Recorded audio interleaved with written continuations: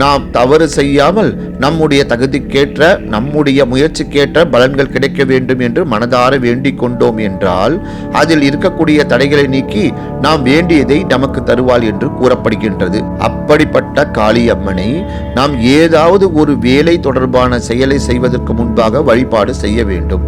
இந்த வழிபாட்டை வீட்டில் செய்யக்கூடாது என்பது மிகவும் குறிப்பிடத்தக்கது.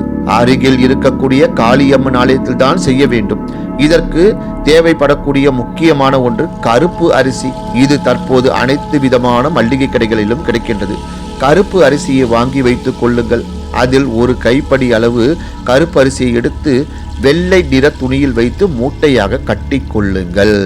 இந்த மூட்டையை எடுத்துக்கொண்டு காளியம்மன் கோவிலுக்கு செல்ல வேண்டும்.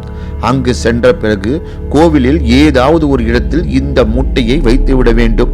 அடுத்ததாக நேராக காளியம்மன் சன்னதிக்கு சென்று அம்மனை வழிபாடு செய்ய வேண்டும்.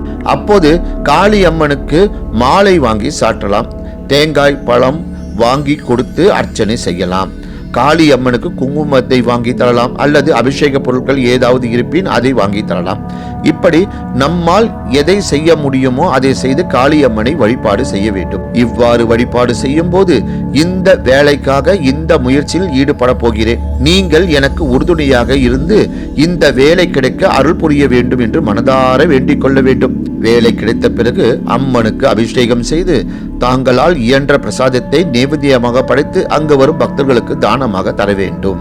இந்த தாந்திரிக வழிபாட்டை முழு நம்பிக்கையுடன் காளியம்மன் கோவிலில் செய்பவர்களுக்கு அவர்கள் விரும்பிய வேலை கிடைப்பதோடு வேலையில் இருக்கக்கூடிய தடைகள் அனைத்தும் நீங்கும் என்ற தகவலை கூறி இந்த பதிவினை நிறைவு செய்கிறேன். நன்றி, வணக்கம், வாழ்க வளமுடன்.